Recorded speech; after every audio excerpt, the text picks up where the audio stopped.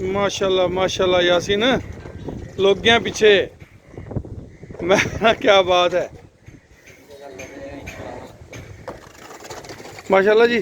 तुहाडा अनमोल है गुसल कर रहे जी सवेरे सवेरे। दोस्त अक्सर कहते रहते हैं जी अनमोल नहीं विखाया अनमोल नहीं विखाया, तो अनमोल विखाता है। आ जाओ भाई यासीन इधर से।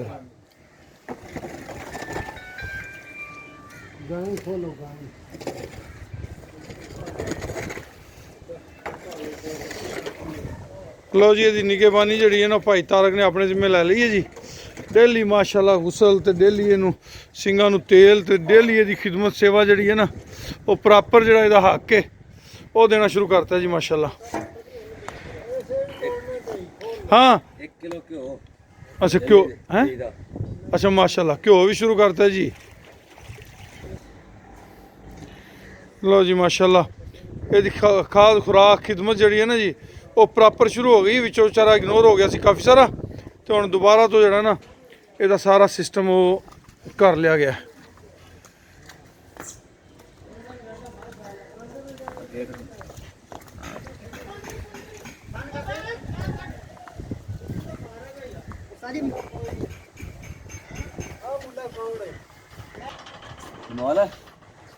आजा पुत्र आजा आजा आजा बिस्मिल्लाह बिस्मिल्लाह बिस्मिल्लाह बिस्मिल्लाह।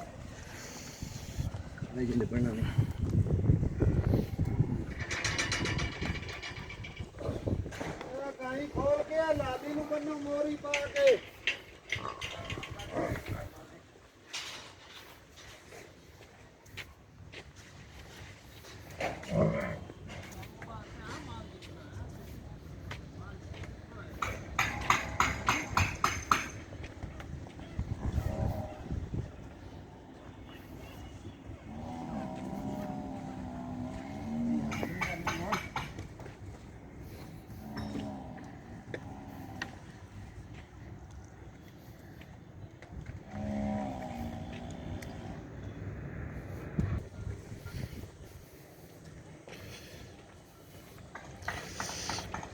ਇਹ ਨਾਲ ਜੀ ਆਪਣਾ ਟਾਰਜ਼ਨ ਖੜਾ ਜੇ, ਤੇ ਟਾਰਜ਼ਨ ਦੀ ਤੇ ਇਹਦੀ ਜਿਹੜੀ ਨਾ ਜ਼ਿੰਮੇਵਾਰੀ ਉਹ ਆਪਣੇ ਤਾਰਕ ਸਾਹਿਬ ਨੇ ਲੈ ਲਈ ਹੈ।